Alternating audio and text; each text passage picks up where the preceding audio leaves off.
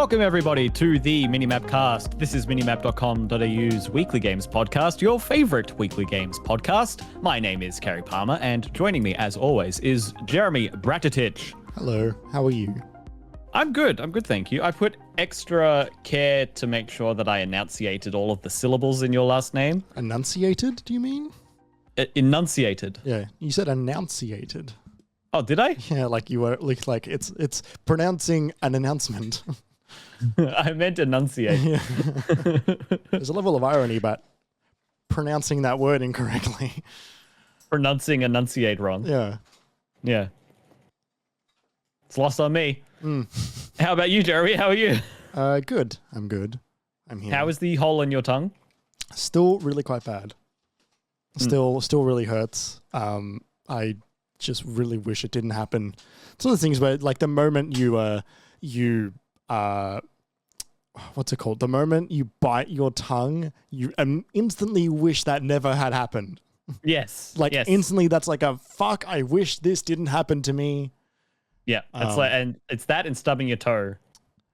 I very rarely stub my toe. Like, I know, like, it's such a big thing that people talk about as an intense pain. I cannot remember the last time I did it. Like, I stubbed my toe. Was it bad when you did? No. Oh. Yeah, I don't. I have don't get it. I've been silently, like, nodding and agreeing with people who complain about stubbing their toe, and in my mind going, sip your drink and hope no one talks to you about it. And in my mind going, like, it's fine. Like, I hit my elbows and my hands way more often than I hit my toe. Okay, what about funny bone injuries / bumps? Yeah, those suck. But like, I understand the desire of direct instant anger for when those happen. But like, I bite my tongue maybe once a month. Oof, that's too frequent. And frequently the cause of that is blood. The cause of it is blood. Oh, no. So sorry. Result? The result of it. It causes blood is what I'm saying. I frequently bite part of my mouth until I bleed, maybe once a month. Ugh.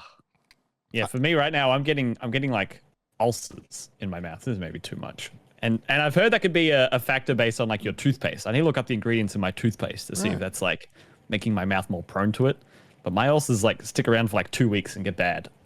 Yeah, it's also a dehydration and a sleep thing as well, I have found. Could be a sleep thing. Definitely not a dehydration thing. I'm frequently emptying this 1 liter bottle into my body each day. Sam in the chat is saying that feeling of I wish that hadn't happened as soon as it happened when their car got hit a month and a half ago. There's the same feeling. Yeah, it's just, oh, fuck. Now this is a thing that is part of my life. And I definitely can't do anything about it now, and it's definitely happened. Yeah. Yeah. Well, everyone, that's enough about mouth injuries and car crashes. We're going to talk about video games instead. You never know what you're going to get at the start of one. I never know what we're going to get at the start of one of these podcasts until we get to this part of the show where we do the intro. Anyone, if you're not familiar with what you're listening to, this is the MiniMapCast. The MiniMapCast goes live on all podcast platforms every Wednesday with 24 hours of early access given to all of our wonderful patrons. More on that in a little bit. If you like what you're hearing, make sure you tell your friends and give the show a positive rating wherever you listen to your podcasts. It makes a huge difference and it only takes a few seconds. If you'd like to get notified every time a new episode is released, make sure to follow us on social media. We are at MiniMapAU, that is at MiniMapAU for the account name, on Twitter, Instagram, TikTok, YouTube, and also Twitch, where we are live every Monday night, 6:30 p.m. Australian Eastern Daylight Time for the live recording of the MiniMapCast. We always hang out with chat before and during and after the live recordings, and we'd love to see you there. Also, you can go to our Discord. There's a link to that on the MiniMapCast website. There's the Discord logo at the top and the very bottom of the page. You can go there. That also gives you a notification every time we go live.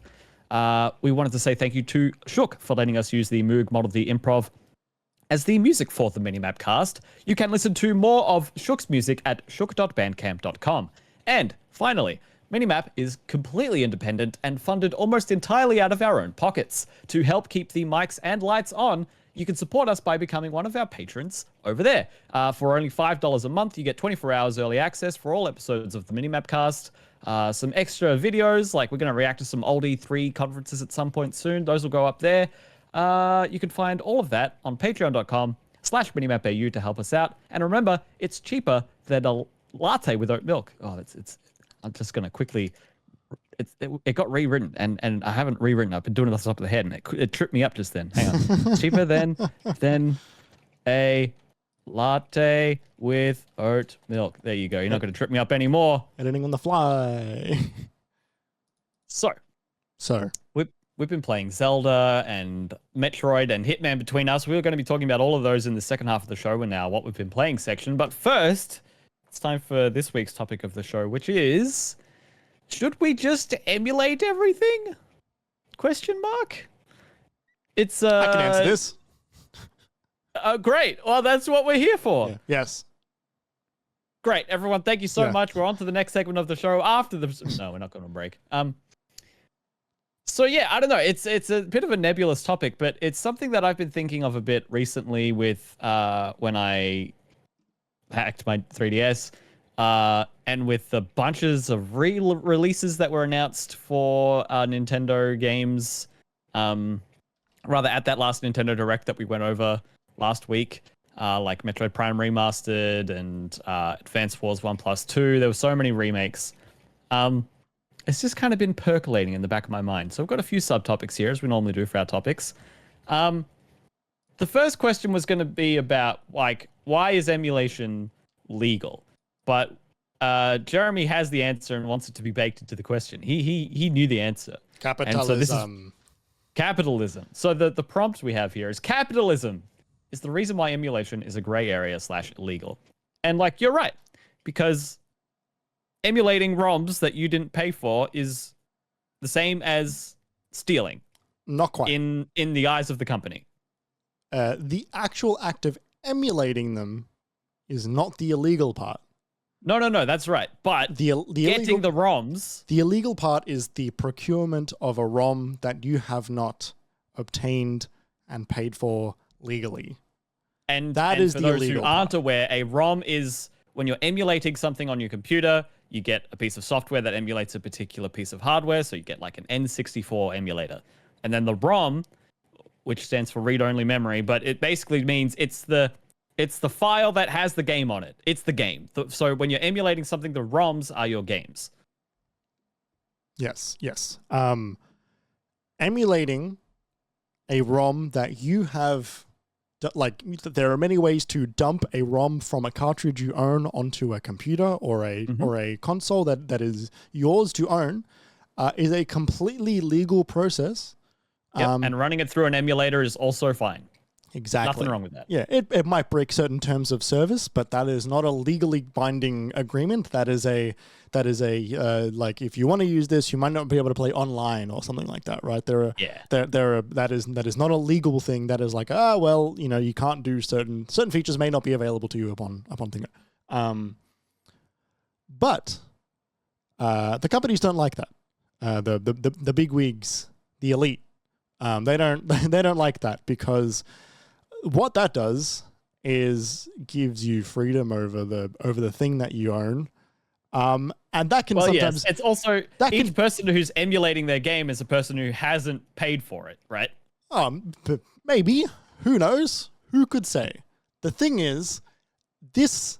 that will get in the way of them being able to sell it to you all over again for a much higher price. That's true, That's right? the only they're not just reason thinking they about care. the first purchase, but also, if they want to give you like Ocarina of Time on the Nintendo Switch Online expansion pack. Yeah. Or if they want to sell you a pack of Mario games that haven't been touched in forever onto a cartridge that has got a time limit before you can buy it. Otherwise, Miyamoto will come and smash them all with the novelty hammer from Smash Brothers. They don't like the idea that you can play in Mario 64 not on the cartridge that they are selling to you once again without changing it. So yeah, it's interesting. And on the one hand, like, I get it. If we were a business and I mean, technically we are, but like, you know what I mean? If we were making video games and we put them out there and then we found our game on Pirate Bay or whatever, I'd be pretty pissed because we need that game to make money for us to continue to make games. Sure. Because that's the world we live in. Yeah. And I remember when The Witness came out, we just started at AIE, or it came out the previous year, or that February or something. Jonathan Blow's next big game, and I remember a friend of mine from primary school was like, "Oh, I reckon you'd really like this game." I was like, "Oh yeah, I heard about it. Where'd you get it? Like, what like, did you get it on sale or something?" And he's like, "Oh no, I just grabbed it off Pirate Bay." I was like, "Man, you're telling me who just started going to like dev school that you just ripped off this independent creator who," and then there were all these articles about how there were like 1 million, 2 million people that who emulated who pirated The Witness, like right after its release, and it was like, oh man, I'm not doing that. That's so scummy. And and I think, look, if there is there are arguments to be made that the people that pirate a game were never going to buy it to begin with. And like we're not super getting into the piracy aspect of it. We're more getting into the actual act of emulation, the legality behind the actual emulation, regardless of where you get your ROMs from. Totally. ROMs from. But like what emulation means to the games industry, which is over and over and over again pouring sand over the games that just released because it is harder and harder for you to go back and play those old ones. So, what was the first topic, Kerry? Capitalism is the reason why emulation is illegal / a gray area. Yeah. Look, I think, like the other part of that is like they don't want to have to support the legs of their console, right? They don't want to have to, the Switch is not backwards compatible at all. It is the most insular console Nintendo have released. That's true. A lot of their previous things have been, previous consoles have been backwards compatible over the last decades, but this one definitely wasn't. And that's partly because the actual console itself doesn't have a disk drive. That's just they can't hold that. But there are things that they don't do, like support previously bought games, digital games. Totally. They have never once wanted to bring those purchases forward, which is bad, which leads people to say, well, fuck it, I'm just going to emulate it because I already bought this once and I don't want to have to set up my Wii. Let me play the game that I bought. And they don't have interest in that. Yeah, totally. It's and yeah, like I think when you think about it in the sense of like, pardon me, like a single game, like emulating a single like a game as it comes out, or like within the game's like first release, like that's a blow to their bottom line or whatever. But you're right, them being able to offer it to you again which Nintendo's the prime example of this, where, they had the first virtual console on the Nintendo Wii. You could buy N64 and Neo Geo games and NES and SNES games, all kinds of stuff. And then the Wii U came out and you could buy them all there. But it was the same account, but the apps didn't transfer across. And then you could buy them all again on the 3DS. And for Switch, they're offering them to you as a subscription service. And so they've definitely stung people 4 or 5 times on those classic games for the people who are diehard, Super Mario World fans, and they just want to play it on the new thing that they've got because they're Nintendo fans. Like it is a way to get more out of your fan base, and that it feels icky. It feels gross. Sucks. It's not good. And it makes you feel like you don't want to support them further on, but they're so good at weaponizing their nostalgia that it makes you, feel like that this is now the right way to play this. This is the legal way. This is the correct way to now play this game, which is to buy it again, Totally. which is a really strong weapon against emulation because they put it together in a package that is easier to access than ever. A subscription service is just you hit the download button. You've already paid for the month. The game is available to you.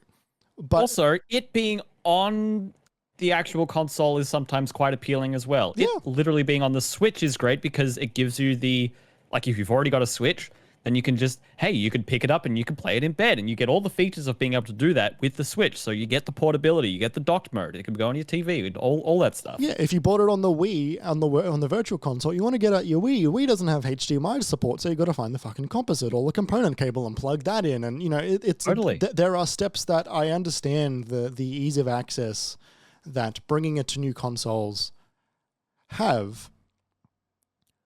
But the thing about emulating is, if you got a dedicated emulation machine, a lot of those problems can go away. Yeah, with like a lot of initial setup. Yeah, like it takes a time, and truthfully, it is always a hassle. It is never super easy. It is never you run an exe and it works, right? Because if you ran an exe and it worked, there's a good chance part of that is going to be illegal. Whether or not that is the dumping of the BIOS of someone else's has got legal gray area around it. Specific cores on different consoles, packaging it up together to make it very easy for you to play games that may have come from a less than legal source. Those packages are much easier to be brought down by the larger companies. Nintendo being a big one that likes to shut everything down that is not controlled by them. Yeah, even like fan remakes and stuff like that. Yeah, even stuff that's BS. completely unrelated to their own bottom line, right? But once you get all that stuff working, there's a whole world out there for you. Sometimes. Yeah, exactly. Our second sort of thing, touching on sort of the legalities of emulation and stuff like that, is sort of discussing games preservation. So that the prompt here is it's not a question, but it says, while potentially illegal, community emulation and ROM cataloging are the biggest/best preservation efforts that we have in the industry.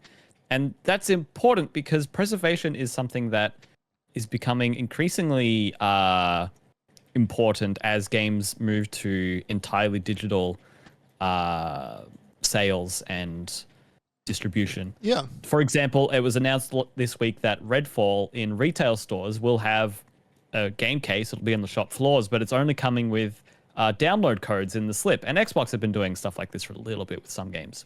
I think Halo was similar. I might be wrong about that, but there's basically no disc version of Redfall available. There's just a code in the case version, or you buy the game online, which is just a code. You just don't see the code. Yeah, and I think the thing about Redfall, I think, is a case that maybe is being blown up a little bit too more. Not that I'm defending what I'm about to say next, but Redfall you can't actually play offline. There is no offline mode for Redfall. You have to be connected 100% of the time. Right. Therefore, even a disc version of the game, unless you take that and then backwards engineer it to allow you to play it without online connectivity, you can't. Yeah, like create your own servers or like spoof the game or whatever. Yeah. The downside of that is that when the servers go down, that game no longer exists, right? That means that game is over. Yeah, like that game is much, much harder to preserve those games. A lot of those use cases, and is not specifically the stuff we're talking about when we're talking about preservation via emulation, because we are more talking about older games, games that might be on hardware that is harder to come by, or at least is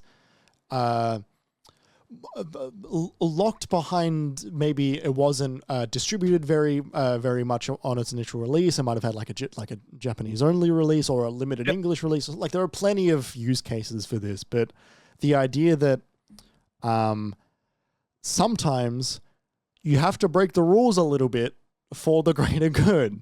And game preservation is a greater good because the games industry is very bad at it. Another recent example was all the exclusive Stadia games that were announced. And then Stadia has since shut down, and all of those games that haven't come across, which I don't think there's many left anymore, because I know that a lot of the Stadia exclusives have since actually come out of exclusivity. Yeah, but some of them weren't able to. Yeah, some of them weren't able to. They are just gone. there was never a download version on any computer because they were all streamed, unless someone walked out with the hard drive, which I'm sure someone's got it on a hard drive somewhere. Yeah, but then they need dev time and money, and it is not as easy as just like throwing it somewhere, right? Like you need to put that together. Yeah. The like game museums and different websites that treat games as an art form to be preserved is one of the strongest cases for emulation, because if they didn't, then they would have to have hardware, right? And a lot of these games are owned by companies that went defunct, and they don't, like, the ownership of some of these IP is pretty gray, which means no one can sell it. And so the only way to play these games is to emulate it. Yeah, totally. You also run into issues of, like, you know, original NES and SNES cartridges, they have batteries in them, and those batteries are dying. Yeah. And so the literal hardware that was used to run those games and that software is decaying over time. It's not going to last. It's not going to be around after a certain amount of time. And the movie industry and the music industry and the television industry, they've all gone through this. They know how bad it is. They understand. Yeah. Like, they go through just like giant lengths to preserve this now, you know, going back through and getting old VCR tapes of TV shows and digitizing them, right? You know, film transferal, music transferal, finding original masters of certain songs and stuff. We've seen industries over and over again fail or not quite realize or be naive, whether intentional or not, to some of this stuff, and then have to spend an arm and a leg to go through it and do it way later properly. The games industry isn't doing that, and it breaks my brain. Yeah. It's so important. We know this. Yeah, it's funny, and it doesn't really seem to be a good way to do it in some regards, but it also there doesn't really seem to be a downside to putting in more proactive efforts for it either. Like, and it's a hard thing with I mean, I think you've seen this in the other industries as well, where it's like there's not one body where you can go and find every TV show that was ever released ever. Oh no. Like, it's not profitable to do that, so there's no group that does it unless they're a charity group, and then they rely on donations and charitable funding and stuff like that. They can't could you, it would be so easy if there was a single body, a single group, a single organization that there was a mandate or something on, like, the PlayStation, Steam, Xbox, and Switch stores, which said, when you release a game on our services, you have to submit one code to go to the official body for the preservation and restoration of games, consoles, and media group, whatever, right? You send them a code, and they download it, and not even a code, like a build or something they can have on file to put on a system. Like, they have to give that to that person. If that could be, I don't know, that sounds scary to say. Like, oh, yeah, it's fine. What if you release a game on our system? That's fine. All you have to do is give us your source code and give it to some random other group of people. Like, that seems like a lot. Well, like, I'm 90% sure Nintendo have an internal library of stuff, because I remember like there was a thing where we saw their builds that were being made when they were making the Switch of, like, you know, test builds and stuff. Like they're a company that I would not be surprised if they kept absolutely everything, right? But an adjacent example is the Library of Congress, for example. If you get asked to, like Library of Congress, for those who don't know, is a library in America that, for great American works of art or of any kind, if you get asked to put a thing in there, then you give them a copy of your product, whether that's like poetry or a movie or a song or a game. They ask for a copy of it. Famously, they asked for a copy of the original Star Wars that won a bunch of Academy Awards for its music and audio design. And visual design. And George Lucas famously gave him the copy of his updated version of the film Oh. And they did not accept it, and so it did not enter the Library of Congress because he didn't want to give them the original version of the film. He wanted to give them his own, like, no, this is the one that I made better, and they're like, this is not better. This is not the one that we want. This is not the one that won awards. This is not the cultural significant version of Star Wars that we want in our Library of Congress, George Lucas. And I don't know if it ever made it in. That's but very funny. I know, right? But like, you know, like a preservation copy of certain things, like, it's not as easy as just exporting a build, because if it's a game that has got network reliant services, you can't exactly do that. Yeah, totally. And so maybe we shouldn't have those games as much, or at least some games shouldn't require that, you know? I don't know about we shouldn't have those games as much. Like in terms of like games that have an online only requirement, I think is onerous and like needlessly arbitrary. I think games could be designed around that more. Yeah, that's what I'm saying. I'm not saying no game should have an online only requirement. No more Destiny. But I'm saying no more Redfall. But like Destiny is a really great example, because the campaign of Destiny 2 is no longer playable. The original campaign of Destiny 2 it is gone. You cannot play it. You have a copy of that. Not even with a disc copy. Which you can't buy anymore because the game went free to play. Yeah, like if you have a copy of that game on disc, like I do, and it has the Red War campaign on it, you cannot access that copy of that game. Yeah. You know, when they brought out WoW Classic, right? That was a big, like, hey, here's the original World of Warcraft experience that you loved and grew up with, and they still sold that. Yeah. Destiny could come around and sell you the content again that you have bought. Yeah. That would be very upsetting. It would be, considering they took it away. Yeah. Yeah, you're right. I think Bungie does a lot to maintain their... I'm just going along this thought experiment for a second. Sure, I think Bungie does a lot to maintain their goodwill. Yeah, their goodwill with their audience. They know that their user base is it's integral to the continued success of their brand and their IP. And I think, like, truthfully, it has been somewhat in flux over the past 3 years. Or 7 or 8 or 9. Sure. Yeah, totally. Yeah, like I don't think that Destiny is going to start coming out and say, like, all right, $50 if you want to play the Red War again. But yeah, because like they didn't charge for Vault of Glass, for example. Sure. That came out and that was part of their free content offering. I'm pretty sure, like, I didn't buy the thing and it was just a part of that season update. You had to be at level. So you had to have been playing, but I'm pretty sure that was just available for free. Right, okay. Same with King's Fall, I think. Right. What's the next part of the topic? So our third prompt is, are we entitled to emulating older / inaccessible games? A lot of what's prompted this for me was Metroid Prime Remastered, right? And, you know, when you talk about, oh, there's something appealing about the ease of access and it being like the official way to do it. I've had a way to play Metroid Prime in my head for a little bit. I've got a functioning Wii. I've got a projector that I could set it up with. I have a friend who said, hey, you could borrow my copy of the Metroid Prime trilogy for Wii whenever you want.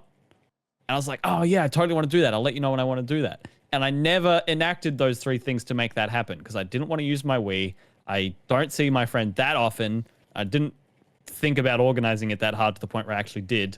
Like, for literal years and years, I've been thinking about that. Metroid Prime Remastered came out at $60 on the Nintendo Switch eShop, and I got it on that day. And I've had the best time. We'll get into it later. Like, I am so far down the Metroid Prime rabbit hole right now because I loved it. I absolutely loved my time with it. And I wouldn't have had that if they didn't release it on the Switch in the way they did. And to be fair as well, it's also an excellent remaster. So when we look at older games that don't get that treatment, say if Shadow of the Colossus never got a Blue Point remake or and never came as like a PS2 classic to PS4, right? Which it hasn't, but you know, it got a PS4 update, so that's kind of how they got around that. Like, let's say it was only available on PS2 or the PS3 HD collection, both systems that are very difficult to run on a modern console without like, older inputs and stuff like that, or B, like pirate. So if you want it on a modern TV console setup, all of that. Yeah.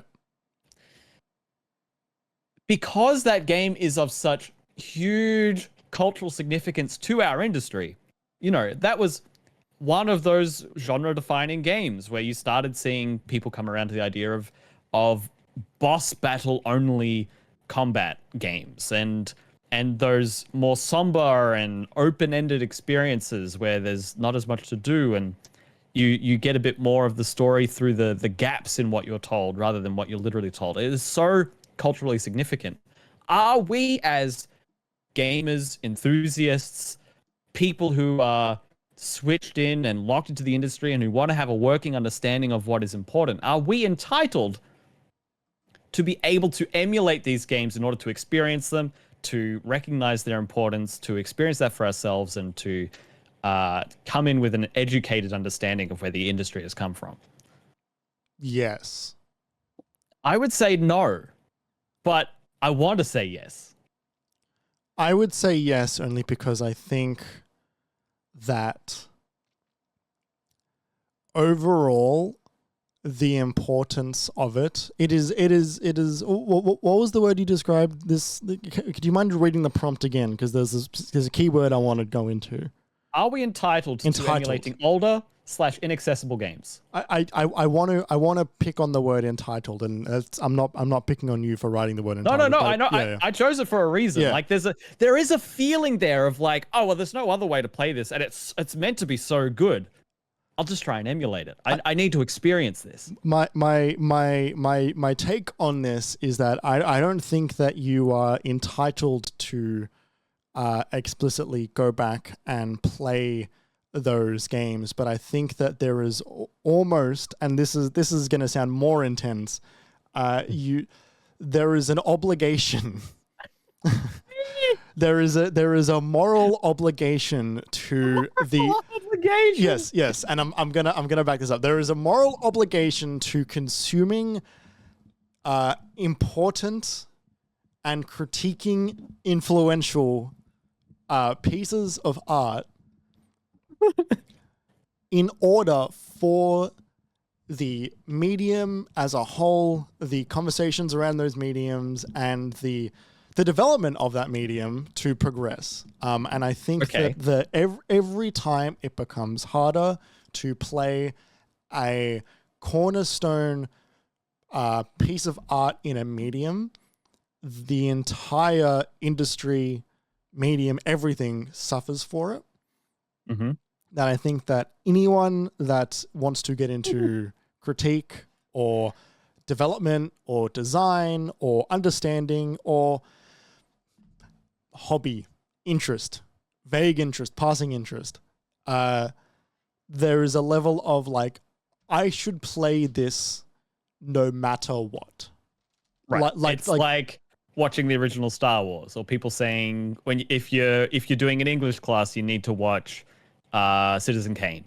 Or if you're serious about movies, you need to watch Citizen Kane. Yeah, like if you're serious about English, reading Shakespeare, right? Like it is there is a level of like what you will get out of this will bring you and everybody forward.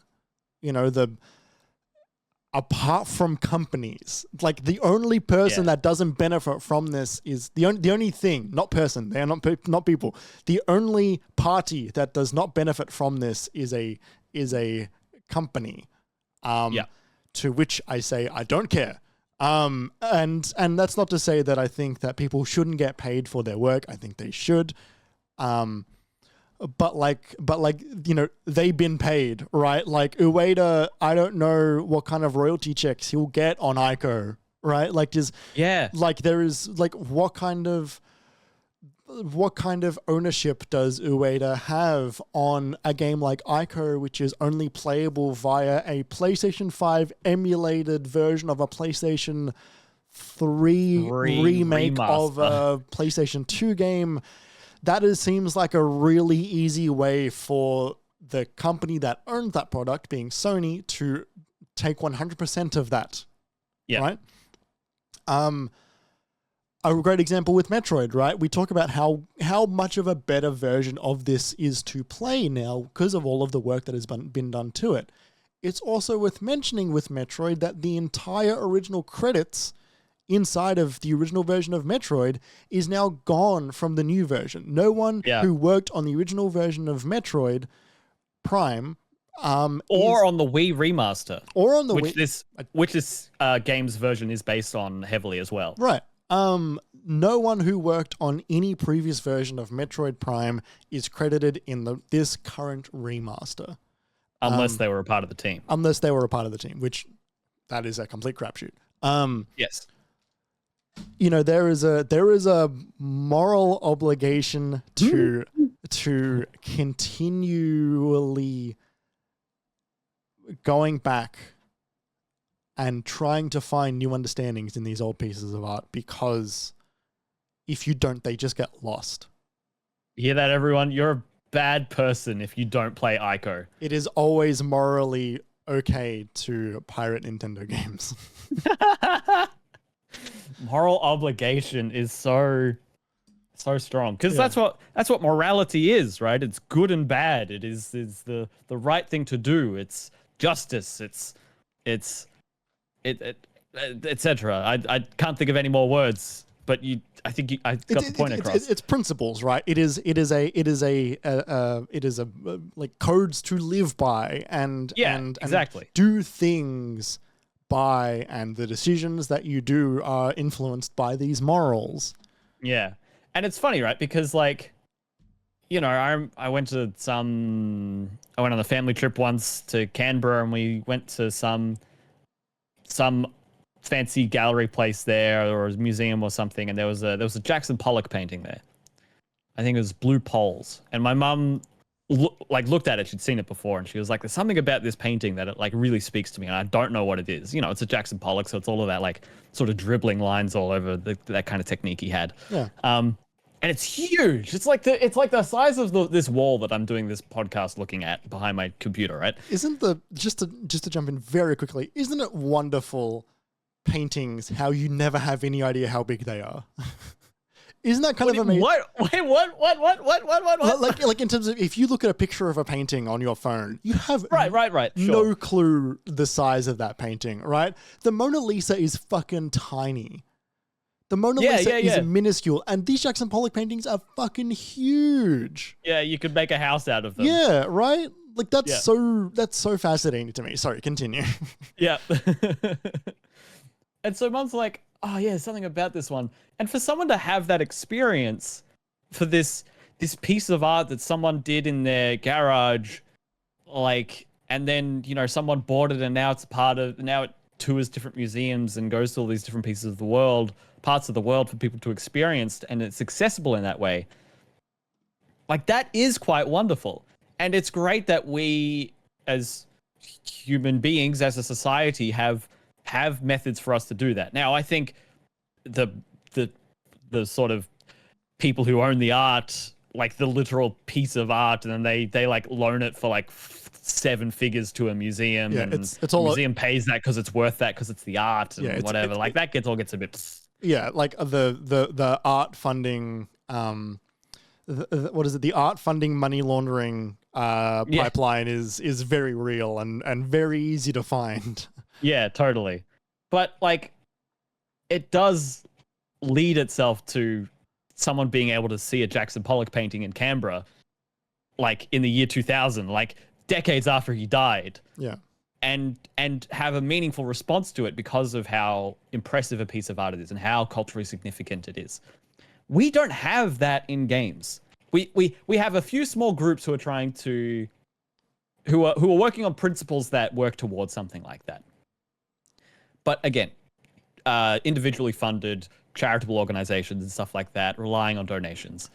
Like there are a couple of real institutes that also do that, right? Like Acme is a really great place for finding games, new and old. Like in a lot of there's there has been a push recently that Acme has done to go back and find old Australian games that were important to the Australian development scene from like games I'd never even heard of. Right. Like I think like Ginny Maxwell over at Acme has done a really good job at doing that. And like just the other day I was in Sydney and I had a spare day, so I went to the Powerhouse Museum, and they had as a part of their queer pride exhibit, they had a queer man peering into a rock pool.jpg, which was like, that's a game that came out last year, set up there for all to play, which was really cool. So that, like, they do exist, but it is, you know, like Acme's kind of a special thing, right? Like, I don't think there's any games at the Melbourne Museum, for example. Yeah, exactly. And like, I'm sure what Acme has, like, they do have to focus in on Australian-made games. I mean, they're the Australian Centre for the Moving Image. That makes sense. Yes. But like, I feel that most of these organizations are somewhat limited as, like, sort of national efforts, I guess. You know, I doubt there are that many places in the US that have as much steam as they do, like the successful ones or the ones that are going ahead. I doubt they're cataloging all of the Famicom games or Japanese only releases and stuff like that, because that would be bloody hard and really expensive. But is there an equivalent place in Japan that's doing that work? I don't know. And it's not up to them to make it happen, because they're doing their own thing in the States. They can only do what they can. So, yeah, I don't know. It's funny. Are we entitled to emulating older/inaccessible games? I think literally the answer is no, and definitely capitalistically. But it definitely feels like, as someone who is a part of the industry, that they're at some point when, as you said, like, the money's not making its way back to the creators, to the developers, only to the company holders and the IP holders, which is not irrelevant, but still. And even if that money is going there, they're not making new copies, so they're not actually making any money.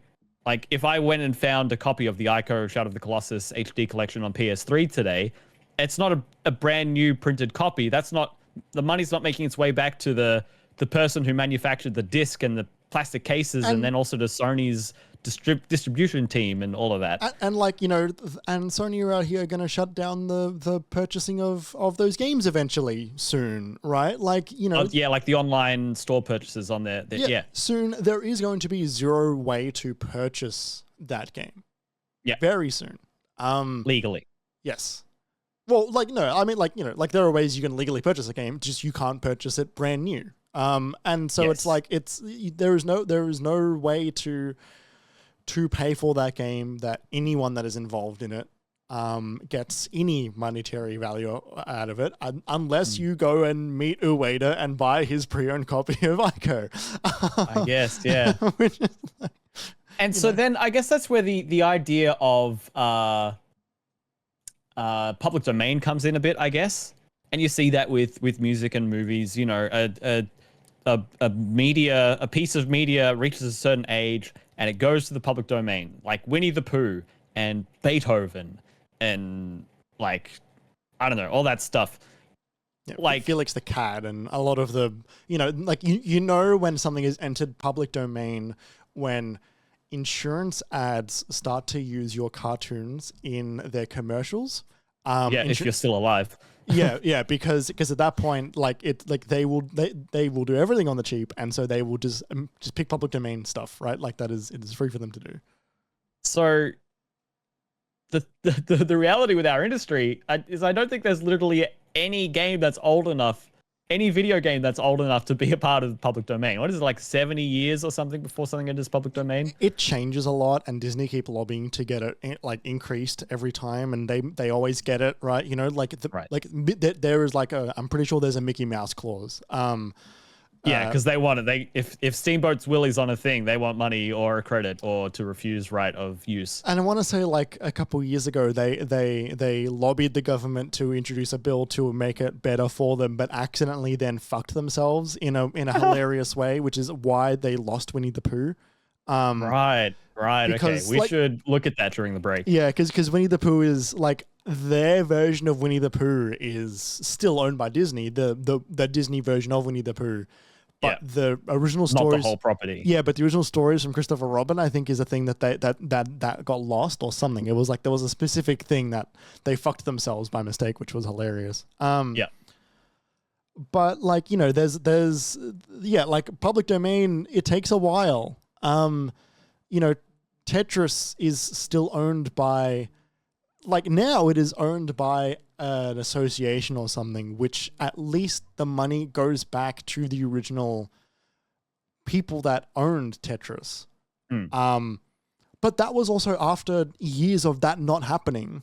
That was like, that's a recent development like over the past like 5 years or so that this Tetris Corporation has existed. So it's like, you know, you see how young the medium is when you realize nothing is old enough to enter any public domain.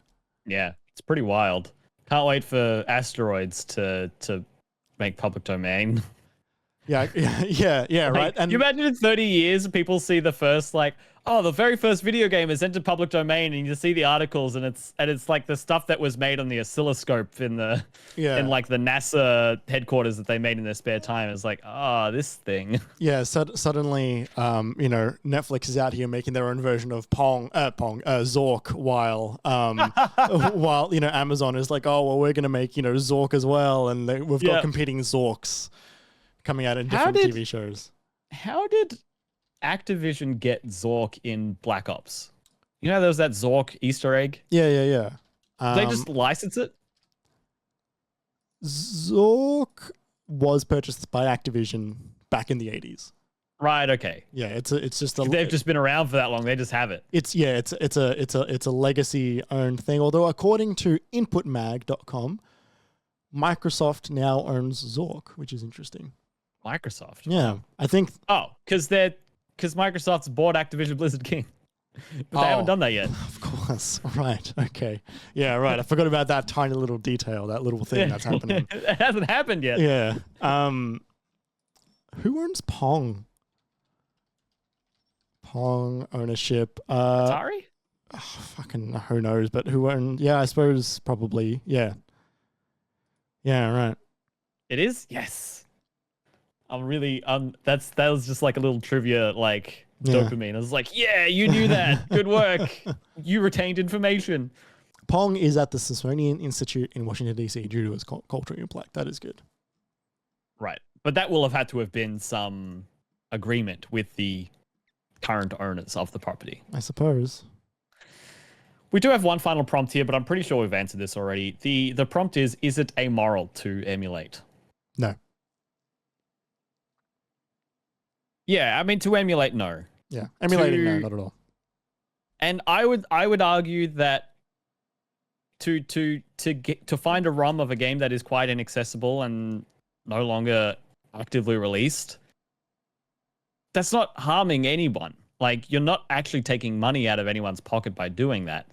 It's, if you look at laws and you look at how it actually goes in a court of law, you wouldn't have a leg to stand on. But I don't think it's a bad thing to do. No, and especially if you're doing it just to further, you know, it's not like you're out here. There is no emulating PlayStation 5. There is no emulating, you know, like you can emulate this. You can't even emulate the Switch very well. Emulating is about going back and running an older piece of hardware that is much more inaccessible than it used to be. Much less accessible is probably a better way to say that. And so it is about creating an environment that you can play an old version of a game that you might not be able to play otherwise. And if you're not playing it otherwise, everyone loses. Yeah. The best case scenario is you emulate this and then you can play it. Like, you should do the best case scenario. I want you Well, to emulate. yeah, but what's the best case scenario to everybody, Jeremy? What about Nintendo? I don't care about everybody. I don't care about Nintendo. Sam says in the chat, if you emulate it to experience it when it's not accessible, you're only increasing its social value, increasing its cultural capital. Yeah. Right. There is value in art, and I don't necessarily even mean monetary value. No. Yeah, like cultural capital, as Sam says, is an important thing. Definitely. You know, I didn't play the HD remake of Silent Hill because it's worse than the original game, because they made critical mistakes when making that HD collection. So the way I could play that game without spending $300 on a original copy of Silent Hill for the PlayStation 1 was to get a copy of that game via an internet website and emulate it. That was it. Actually, didn't even emulate. We just put it on our hardware. But it's the same thing, right? It is the otherwise I wouldn't have played Silent Hill. Yep. And maybe we wouldn't have got another one if this game wasn't so important to people to continue to emulate. If there was no way to emulate Silent Hill for the past 20 years, we would not be would getting it have still been culturally relevant? Not 100% not at all.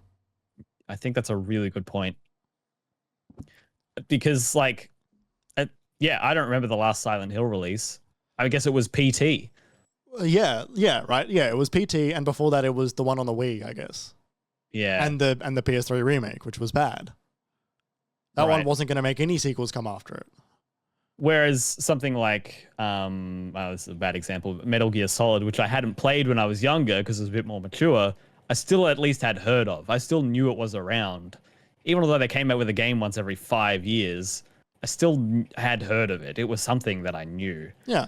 It's a bad example because it's been MIA for 8 years, but like, they put it on that PlayStation Classic. Yeah, then they got rid of it. Yeah, on the subscription, so it's not on PS Now anymore. Yeah. I meant the classic console, the little PS1. Yeah. Final thing I'll add, which isn't a prompt, Jeremy, but do you remember back when we were growing up, when you would go to get a console chipped, you could chip a console? Yeah, you'd go to some guy but it was never on a main street. It was always on some back street in a suburb that was like fairly well off, but not like super well off, and never easy to get to. And you'd go there, and it would be, I'm just like a hobby shop. Yeah, but for me, it was a shop that had about maybe 4 square meters to stand in, and just a very wide desk. Right. And you would go there with your console, and there'd be someone standing at the desk, and he'd take it, and then you'd get it back a couple of days later, and he'd go, "I've chipped your console. That'll be $200." I never did it because it was too expensive and a bit weird. But it was the kind of thing where I knew you could go to places, and we'd go to like my brother's friend's house, and they'd open their Xbox and they'd scroll through this list of games. And I'd be like, "Oh, how did you do that?" They're like, "Oh yeah, we chipped our console." I'm like, "Oh, you chipped it? What is it? Wow." I never chipped mine. What I did was I would go there to buy flashcards for my DS. Oh, that makes sense. And it was like, and I'd go there and I'd be like, "Can I play games on this now?" And he would have to say like, "I can't tell you that." Like legally, he's like, "I can't tell you how to do that." And his 9-year-old you is looking at your flash card. You're like, "What?" Yeah, and I'm like, how do I put games on here? He's like, you need to find that out by yourself. I'm not able to tell you this. Yeah. And then it was like, I just took it to my friend's dad, and he's like, "Do you want all of them?" I'm like, "Yes." He's like, "Okay." Obviously. Yeah. Yeah. Well, that's going to do it for this topic. Thanks for joining us. A nice little discussional thing. I don't really know where we a bit of a meandering topic. I don't really feel like we landed on the answer to the discussion, but I think that's fine. Yeah, and look, I think like this was actually a topic that got bumped a couple times because things would come up and we wanted to talk about that because it was a bit more topical, like the Nintendo thing or the Xbox thing. But it's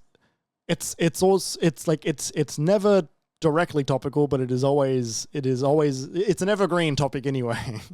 God, yeah, definitely. And, Yeah. Made relevant by random other things happening, Yeah. like the different remasters that were announced last week. Yeah. Anyway, we're going to throw it to a quick break, have a look at that Disney clause that they gave themselves. And when we're back, we'll be talking about what we were playing this week. We'll stick around.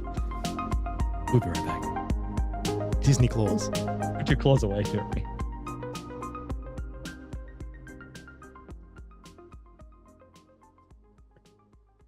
Welcome back to the MiniMapCast. We've been discussing the boreholes of drink bottles and the public domain. It's been a riotous break in chat.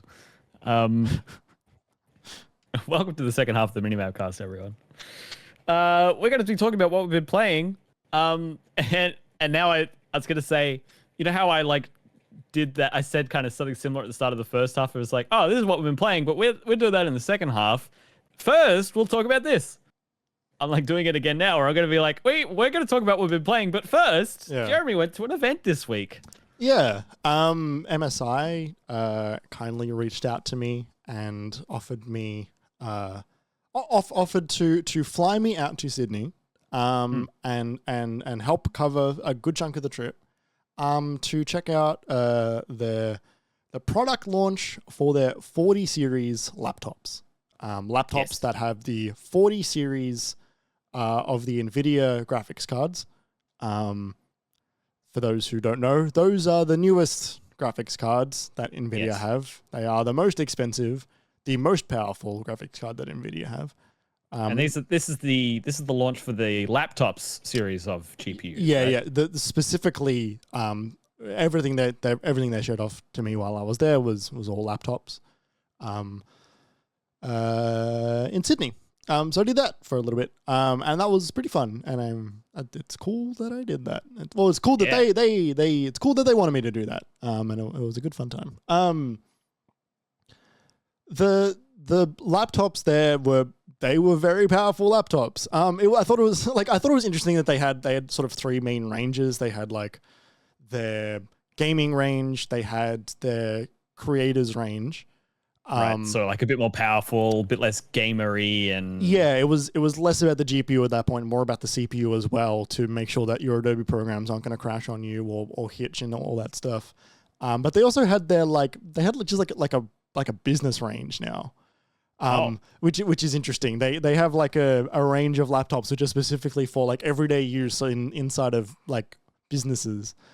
That's cool. Yeah, look, that makes sense, I guess, because I've been putting together a little thing about it whenever I've had time recently, just about what they've got going on, and I remember thinking when I was there, I wonder why they decided to make such powerful business laptops, and then I thought about laptops that I have used at businesses, and how oftentimes they just crumble under the basic weight of Chrome.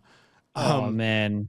Because they had to get the scalable industry solution that was X amount per 100 units of the and that's a valid cost saving thing for companies to do, because when you got to get an entire fleet of laptops, you want one that you can get a good price on. That makes sense.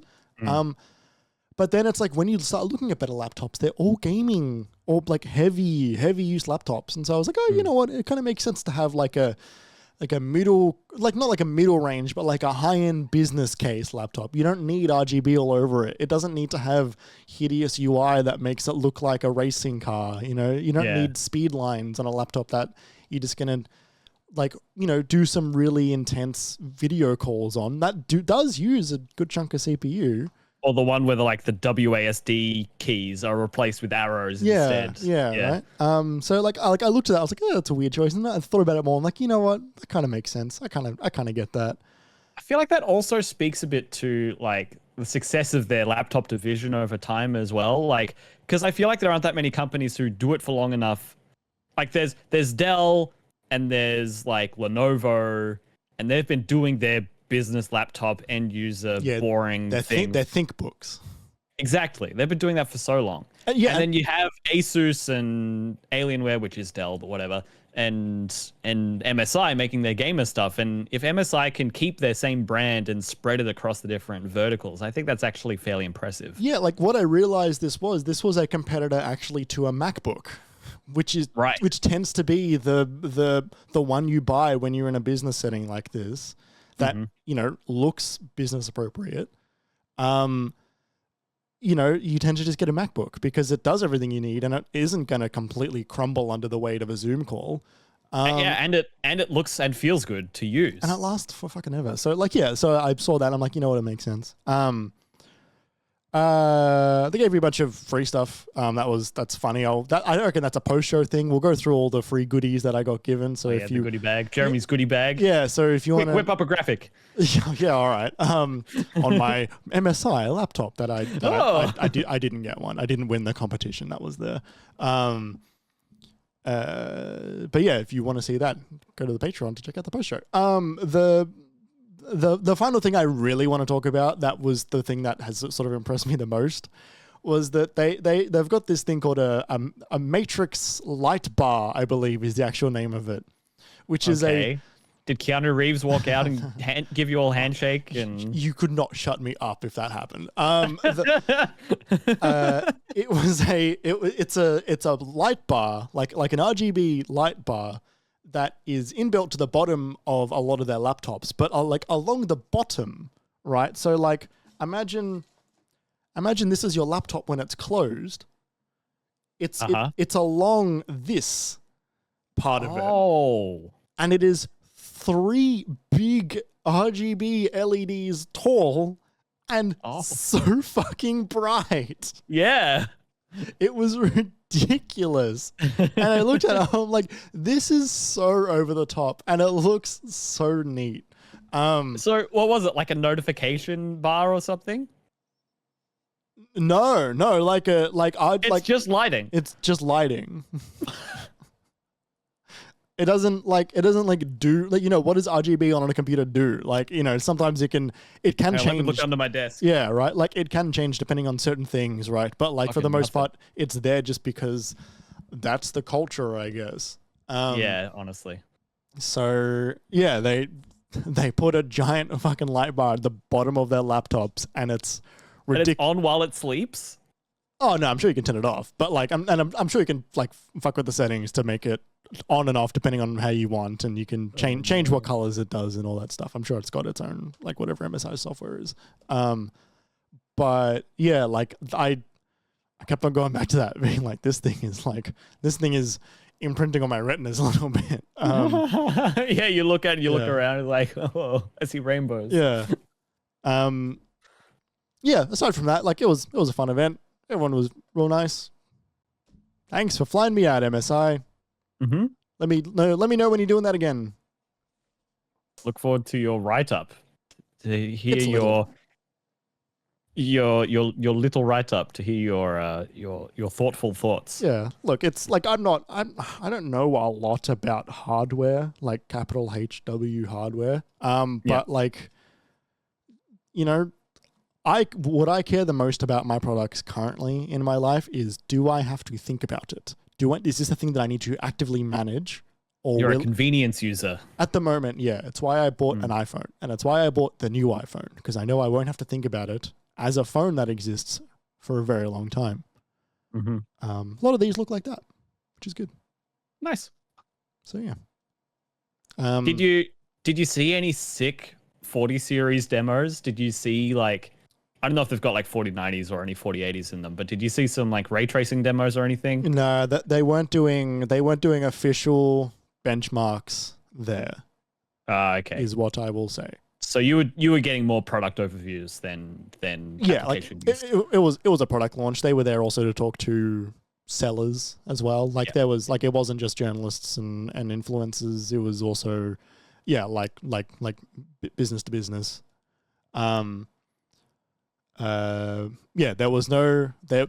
There was no official benchmarking at the MSI event. Fair enough.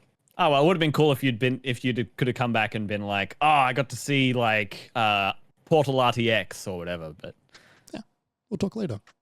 Yeah. Cool. So while I was there, though, in Sydney, I took my Switch on the plane. I played Zelda on the plane. You sent me a message the day before you left, and you said, Kerry, I get to take my Switch on the plane. and Breath of the Wild. And I was like, it's the 2017 dream. It was great. I took a It was so video cool of to see it. you so excited about it. I took a video of me on a plane. You took a video of it? Yeah. I took a video of me. Whoa, look, you're over the country. I'm over Canberra, probably. Probs. I also took a sick time lapse of the plane taking off, which I thought was cool. So I'm just going to put that up while I talk. What was it you who was talking about being a little nervous about planes taking off and landing? Yeah. Like it's the G-force that throws me off a little bit. I am not one to enjoy high speed. You're a low speed kind of guy. You're a snail mover. Yeah. Oh, nice sunrise. That's my legs. Nice crotch. Yeah.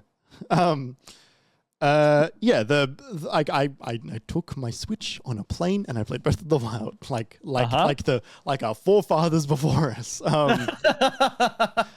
Like the previous generation did. Yeah. No, I've been playing more Breath of the Wild. I have now defeated all 4 of the Divine Beasts. Okay. I have entered Ganon's castle and fucked around for a fair bit in there. So big, isn't it? It is quite big. It's not too big, I think is the thing. Yeah. I'm not looking at it going like, I can't conquer this, but I'm looking at this going like, fuck, like there's a lot of guardians here. I think what I really like about Ganon's castle is there's like 5 different entrances, and you could do one single entrance to get in, but if you take the time to explore and see all of them, they all have something interesting to show you as well. Yeah, right. And that's, yeah, I accidentally made it my way to the opening to where Ganon is. And I was like, oh, I'm not ready for this. And so like, to the top of the tower. Yeah. I'm assuming there's more inside, but like there was like, that was where the light was on the map. And I'm like, I'm not doing this right now. So I left, and I'm starting to do like, that's the end of the game. Yeah. But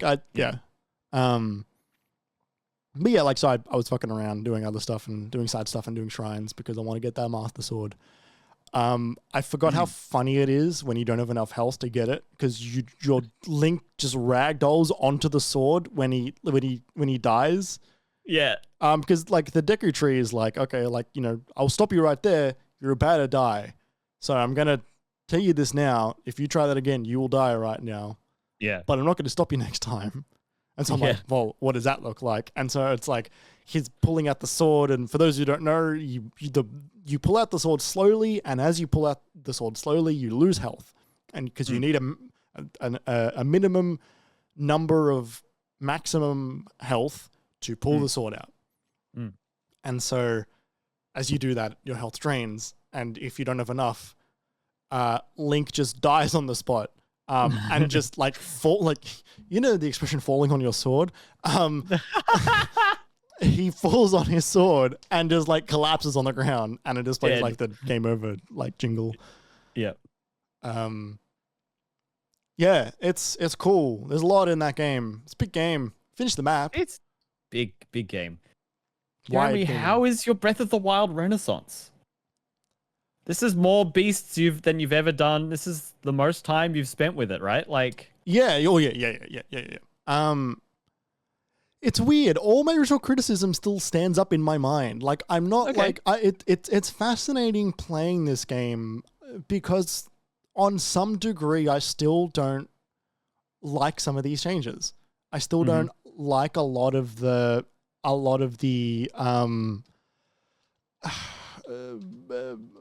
open world things that are in open world games. It's the same thing I think I have from Elden Ring, right? I love Bloodborne, and Elden Ring is more open than that, and I don't like that as much. I still played a lot of Elden Ring. I didn't finish it, but I still played a fucking lot of that game. But some of it still just doesn't, not that it doesn't click with me. I just go like, I'm not enjoying this as much. Yeah. The moments of aimlessness, I think I just don't enjoy at all. And the moments of potentiality, I am enjoying more. I am enjoying okay, what can I do? What is the thing that I can do right now? When I ask that question and I don't have an answer is when I go, But when I have a handful of things that I can do and I need to figure out the order in which I should do those, that's a lot more enjoyable. But I am getting to that point of like, well, I decide exactly what I do at this point because totally. It is beat canon. And like you've done the 4 other things, and yeah, totally. And I think there's also there's a level of I want to be able to not specifically see every single thing in the game, but I am stumbling upon things that are quite interesting that I could easily miss.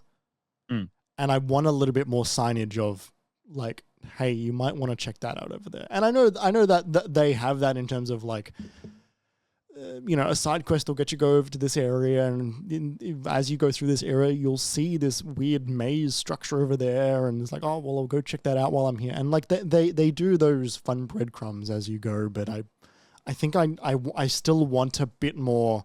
Doing the Divine Beast was good because there were 4 absolute goals. Yeah.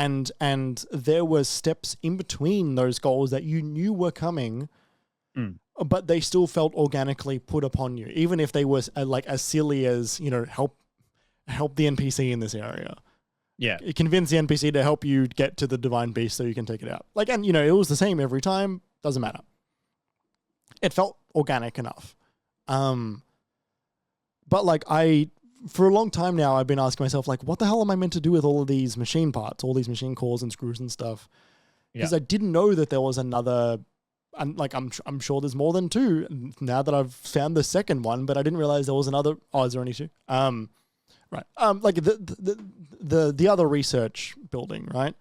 Like I stumbled upon that without having any idea that there was another one. And the only reason I found that is because I found a literal sign that said it. Right. But I think I wish I had a bit more like, hey, you've got a lot of these parts. Like, I hear over yonder, someone over in this quadrant uses them or something. And I'm not even sure if they use them there because I'm just before that area. I think the person who gives you the camera in Hateno, the like old lady who looks like a kid, mentioned something about like her research partner or something like that, or her apprentice. But I don't know if she gives you a location. Yeah, like I don't even need like a hey, go over to this village, but just like a hey, like like up north. Yeah. Give me a cardinal direction. I'm going through the album at the moment, Zelda's memory album, because I kind of don't really have a whole lot of direction otherwise. And like, look, those pictures do give you a location to go. They give you plenty of locations to go, 15 or something, or 12. And I think that's a good middle ground of me needing still a goal, because a big part of me with these games is I need to continue making progress. Otherwise I fall off. I need to keep doing a thing, and shrines are not enough for me. The side quests are, the smaller side quests are not the favor equivalent ones, the errands. They're not anything to me.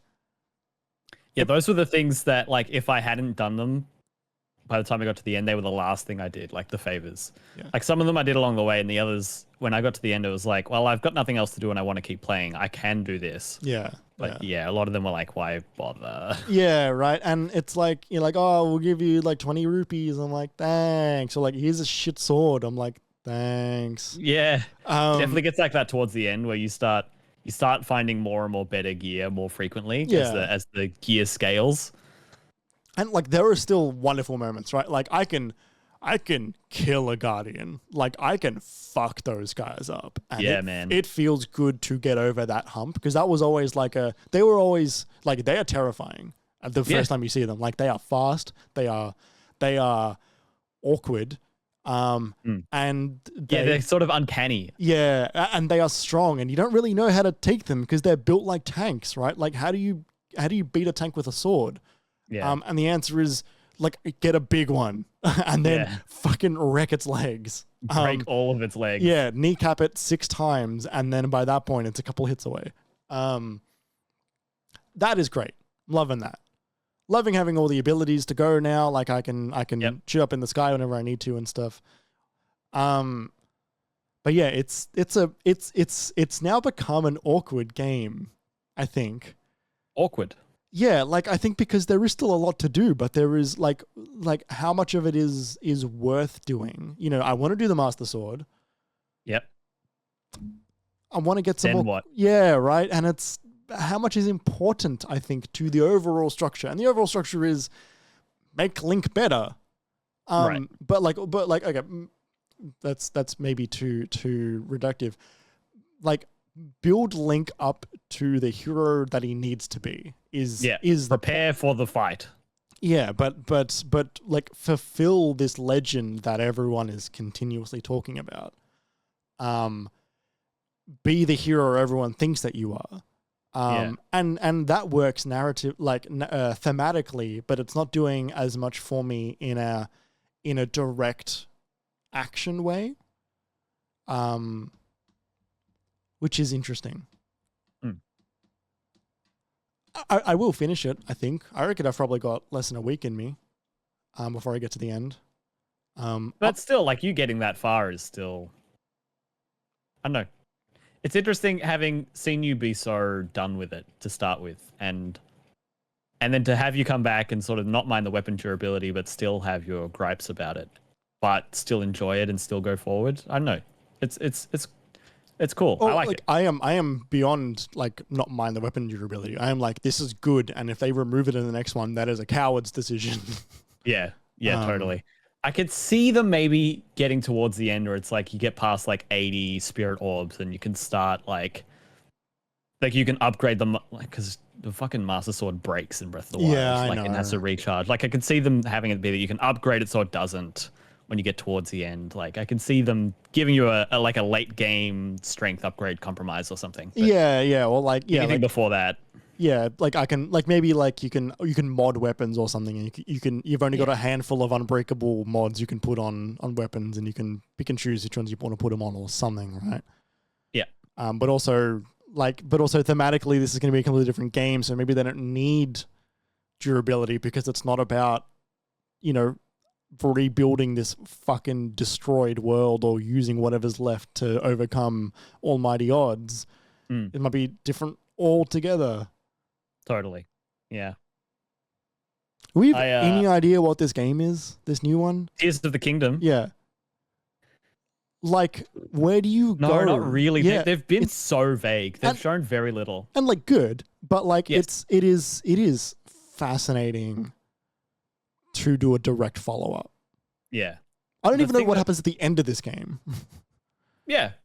Yeah. It's funny, like what we know is all like mechanical stuff. We know that like Link's got this fucked up arm. Yeah. And that gives him like new Sheikah powers, I think. So that instead of the Sheikah Slate, because this isn't a Wii U game anymore, he's gonna have this fucked up arm that does cool stuff. Yeah. And there's some teardrop ability, and there's gonna be a lot of sky environments, like rubble in the sky that you can use. Yeah. And that last trailer showed us that there's a lot of vehicles as well. All of that stuff sounds the vehicles. I forgot. yeah, like hovercrafts and buggies. the Banjo Kazooie nuts and bolts vehicles. That's right. So but that's all we know. That and the original like reveal trailer with them lurking in the caverns and finding what looks like the mummified corpse of Ganon. Like, Yeah. that's it. We don't know much. Remember when they said the sequel to The Legend of Zelda: The Breath of the Wild is now in development? Do you remember that? Man, that was cool. I didn't really care at that point. No. Yeah. I was like, Jeremy, they're making a second one. Ah. it's so interesting as well because just to quickly hop on Zelda a little bit longer, the Zelda fascinates me as a franchise quite a lot because of how much they are focused on retelling the same story over and over again. But with with the knowledge they are doing that and with complete sincerity. And, you know, they play into time loop-esque narratives and riff off of that and talk about, you know, end days and the continuous prophecy of Ganon. Hero of time. Yeah, the hero defeating Ganon and the Triforce and, you know, wisdom, courage, and power and all that stuff, right? Like they continuously retell the same story. Not unlike Neon Genesis Evangelion. I'm not making that connection. Not yet anyway. The thing that fascinates me the most is when you do a sequel to what is a retelling of the original game, basically. You know, when we spoke about is Zelda open world and we spoke about how Breath of the Wild is the closest thing they've come to the original Zelda, narratively also it is as well. In a similar way where, you know, the first thing you do is meet the guy in the cave that says it's dangerous to go alone, take this, and he gives you a sword. It's kind of like meeting the king at the beginning of Breath of the Wild. Oh, very similar. Like, it is the most one-to-one likeness of those two games that the series has ever had. And so... Ish. Yeah. Yeah, right, ish. It's always ish. And doing a sequel to that, is it not the same story again? But that's not what I'm excited about when I'm like, oh, they're making a second one. You know, like that's not what has me excited. I can't wait for the old man to say it's dangerous to go alone. Like that's not what has me ready for the next one. Sure, but I think what excites me the most is this is a very weird thing to be excited for. I'm excited for them to retell that story again. And see like how they remix it. Yeah. That interests me that they get a story that they like so much that they continuously and almost exclusively tell that story. Yeah, it's a good point. I'd say Majora's Mask is the time where they didn't. I know nothing about that game, so I can't even talk to it. Yeah, Majora's Mask and Link's Awakening. It's like it. Yeah, right. Fucking weird. Zelda, man. Oh, I love Zelda, man. He's my favorite. Speaking of man, speaking of prefix man, comma hit. Let's talk about Hitman a bit more. I think did I mention this a week or two ago that I'd played the start of it and it was interesting? Or not even. I don't even know if I did that. Yeah, we did a little bit. Well, we're going to talk about it a bit more because Jeremy's played more. I've played more. We're talking about the new Freelancer mode for Hitman, the World of Assassination as it is now called. It's really good to be back with Hitman, I think. And there was some brief discussions that you were having on Discord last night with Ollie about what this mode is worth in comparison to the standard modes and traditional levels of this Hitman trilogy's level design and mission structure. But I think we all landed on the same place that we're all glad that we're playing Hitman again. Like, this is a great excuse to jump back in. Yeah, it is. It is a good... It is just... Here is your ticket to more Hitman. Yeah, totally. We were talking about, like, what is this for? If the people who jump in and who haven't finished the game play it, and then we've all kind of been hit with, like, oh, I don't know this level, because it's just kind of... The Freelancer mode, it's kind of a roguelike mode. It's random missions, random targets in random locations. It kind of throws you into different places, and they're all the main missions, like levels. And you go there and you're like, oh, I haven't actually done this in the main game yet. I don't know anything, and I've got these objectives. I don't know how to complete it.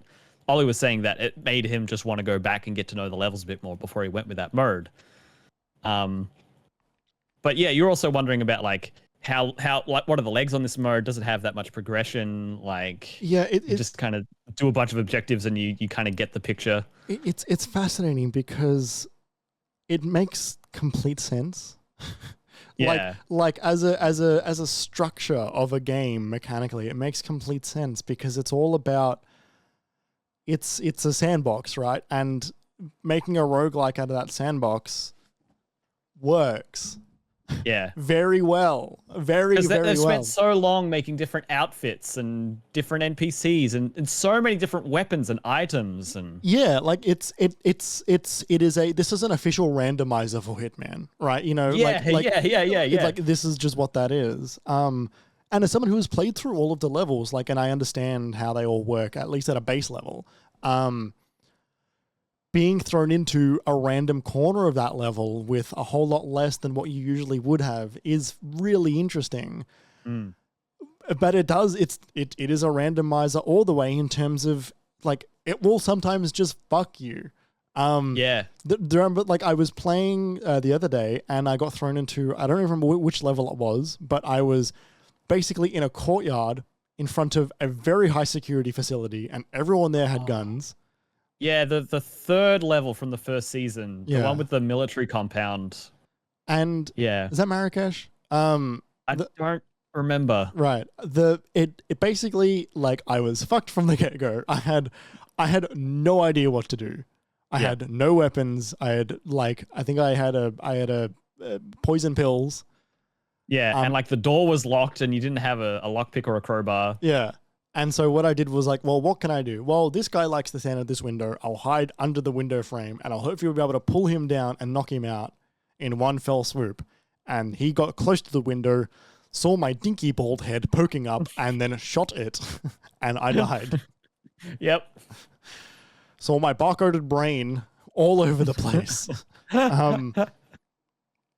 Yeah, the thing that I have the most questions about this new mode is the progression, because there's a lot of like weird base building depending on your level of your mastery overall in this freelancer mode, and the more you play the game, the meta progression structure continues. You get like more rooms in your base and a bathroom and more clothing options and more weapons and all that stuff, and I'm assuming there'll be a way to buy stuff in the black market at your own base. But like, I don't know how far that goes, because eventually you're just going to have everything available to you. Like not as a, like, I can do this however I want, but like every style of thing that would be available to you will make its way to you quite soon.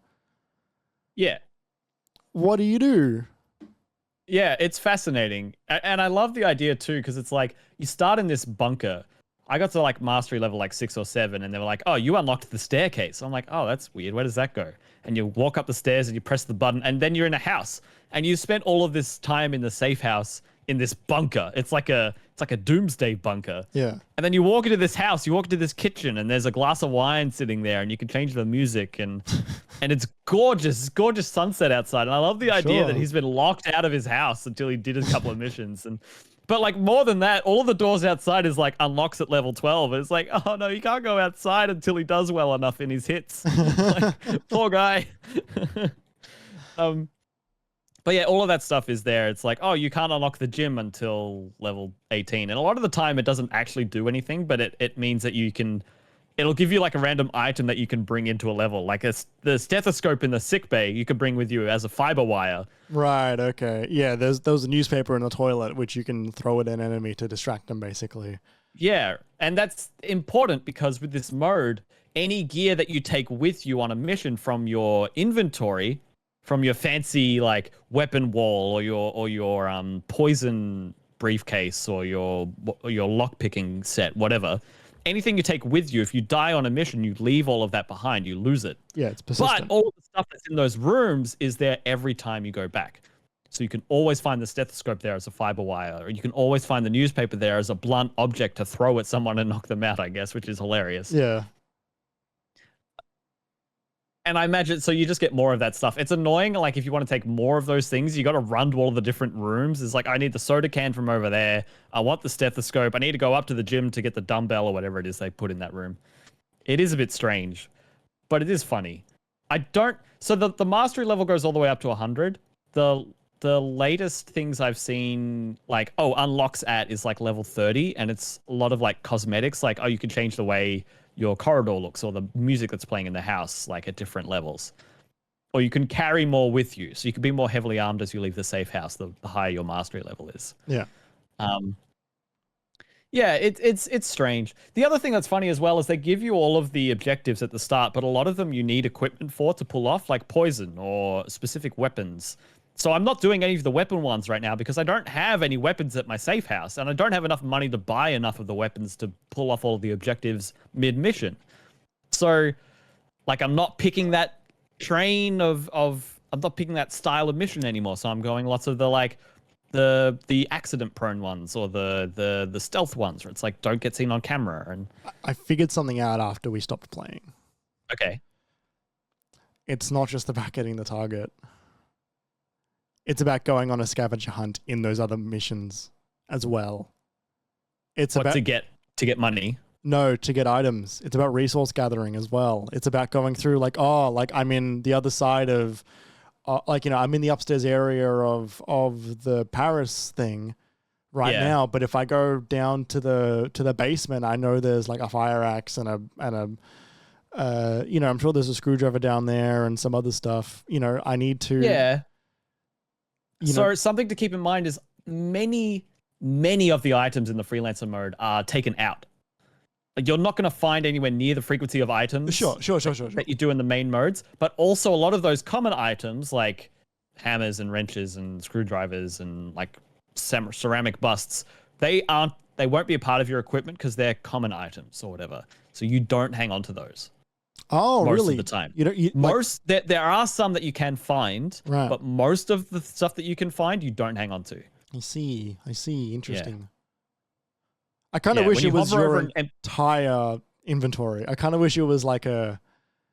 you could find the fish and you could find the... Yeah. You could find the kitchen knife and the cleaver and... I have an amazing idea for you, Kerry. It is it is similar to freelance mode, except instead of like you going back to base and replanning for missions, it is just you move directly onto the next one. But you have a challenge. The challenge is...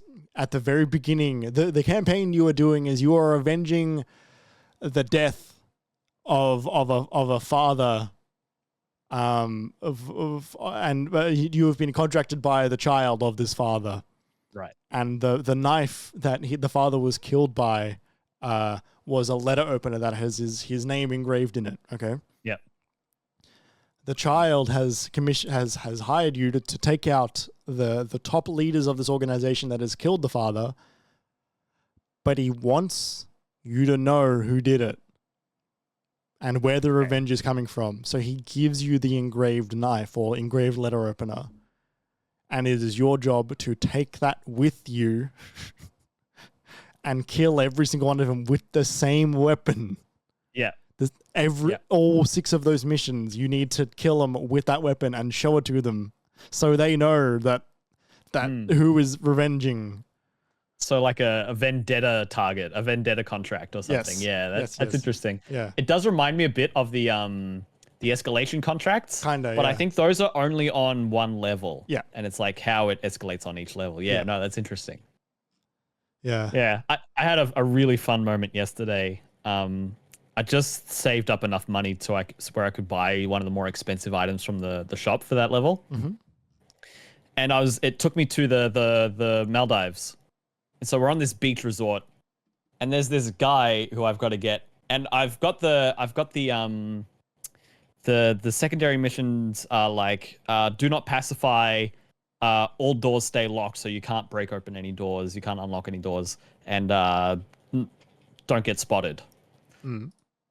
And so I'm on the beach, and I'm trying to walk around to find this guy, and I thought he was in the restaurant, but he's in the like back of the restaurant, inside this like gated back area with 2 guards at the chain link fence. I'm like, oh shit, there's people here. He's not moving though. He's just standing up, having a drink, looking around, sitting back down, standing up, sitting down, standing up, sitting down.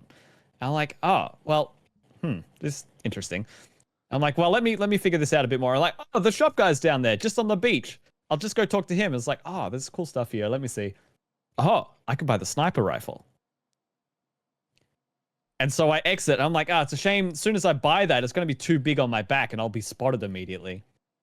And so I close out of the shop and I'm like, what am I going to do? And I look around and I'm like, oh, no one's here.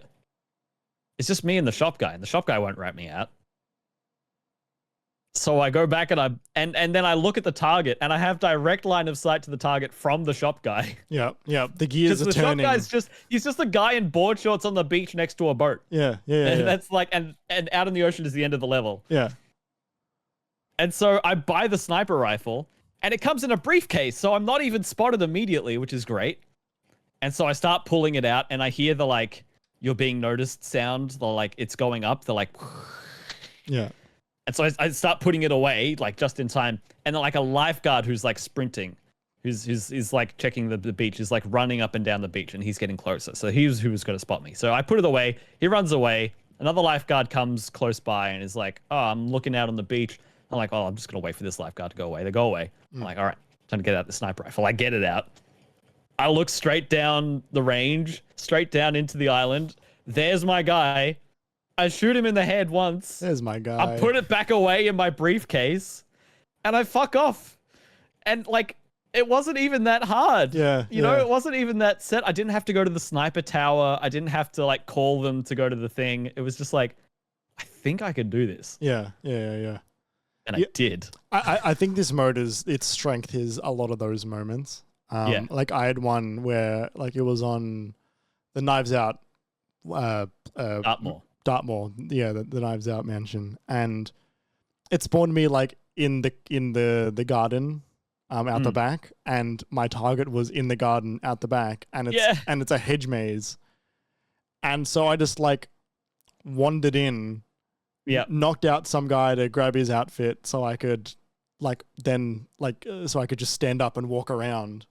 Yeah, picked up a screwdriver or a knife or something, and just went over to him and just like grabbed him by the back of the neck and pulled him down, strangled him, stabbed him. Yeah. Got up and just walked away. It was like, and I think it was like 2 minutes. Yeah. It was so quick and so efficient.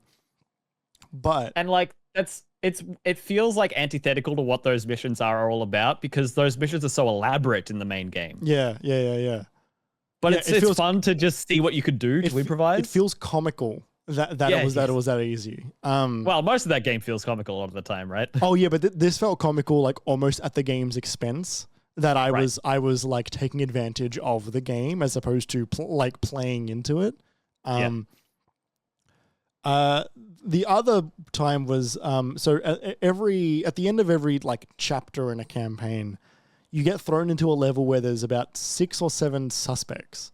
That's right, yeah. And you gotta follow them around, and you've got a bunch of tells that get told you at the beginning of the level, which is like, oh, like the color of their hair, what accessories they're wearing, if they're really into food, if they're thirsty, if they are nervous, if they go to the bathroom a lot, if they are a smoker, etc., etc. And so you got to sort of like follow around a bunch of these suspects to see if they match all their tells, and then take them out when you're confident it's that one, and it's quite difficult. It is. They're hard. Proper hard. They are really hard missions. And so one of the ones I had was in Hokkaido, which is the level in Japan, where it is in this gigantic, futuristic, evil spa retreat. Yeah. / medical facility. Yeah, / medical facility. And so I'm wandering around, and I've got this prestige task, which is a new thing, which is an additional optional objective, which is like, it is run changing. It is not just, oh, kill him with a knife. It is like, the one I kept on choosing because I think is so funny is hide and seek, which is every 2.5 minutes, you need to jump into a wardrobe or a closet or a crate, and it'll reset a timer. And if you can continuously do that over the whole map, and then you get it right, then you get like a big currency bonus at the end. It doesn't end the run or anything, but it's like, it's a big bonus you want to really try and incorporate, because it's really worth it. And so I am going around Hokkaido, keeping an eye on where all the bathrooms are, because there's always a wardrobe in a bathroom. So anywhere I go, I've got about 1.5 minutes to figure out where I'm going to go next. Hitman with the world's smallest bladder. Yeah. And then go back in and keep hiding, and then jump out again instantly, because I'm not actually hiding. And so I'm wandering around trying to figure out which one of these it is. And I'm looking at a couple. I'm like, I think it's one of these two. And then because you can't just jump into a crate either, like in the middle of the street, because people will notice. They'll be like, "What the hell is that guy doing?" Yeah, so yeah. You got to do it covertly. It's a suspicious task to do, a suspicious activity. And so I think I brought it down to about 2 of these suspects that I thought it was, and then because the way the game works is the story missions are still actually happening inside the game. You just can't interact with them. And so all the NPCs that are the story NPCs inside the level are still doing their rounds and still doing all the routines. I bumped into someone from the first mission who is in this mission later on in the campaign. And in the first mission of the campaign, you pretend to be like a supermodel Helmut Kruger, who is like this pretentious avant-garde artist who is bald and has got like eyeliner, like not eyeliner, but like spray paint over his eyes, and he's got this. He's got a look to him. And inside the first mission of Hitman 1, you pretend to be him and you do a catwalk so that you can then later on get a private audience with one of your targets and kill them. This guy inside Hokkaido, who was at that location in Paris, recognizes you, but he thinks you're Helmut Kruger, or he thinks you're the guy that pretend to be Helmut Kruger. I don't remember who he is, but he starts yelling at me about Helmut Kruger.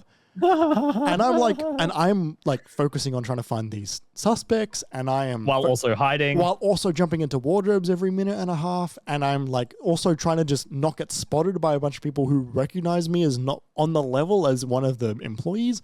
And I'm like, this is like so overwhelming. And then this guy starts yelling at me like, "Hey, fucking, you're the guy that pretended to be Helmut Kruger. What the fuck are you doing here?" Blah blah. And I freak out, and so I run, and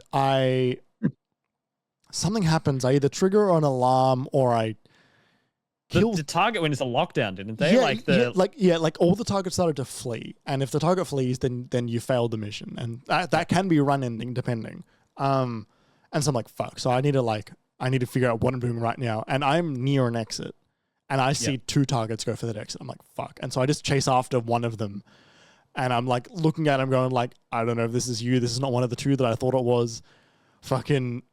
I hope it's you. And so I go over to him, and he's in the doorway of the exit, which is this giant chairlift thing, like a gondola that is going to go down because this mountain resort. Yeah, this mountain resort is at the top of a mountain. It takes a gondola to get up there. And comedy stage show big wooden cane him back from the exit with my 2 hands to choke him out. Yeah. Don't get spotted. Doesn't matter at this point. Snap his neck, get spotted, and I don't know if this is the right one. And if it's the wrong one, it's like game over. Like, I've lost this mission. This is not the one who I thought it was.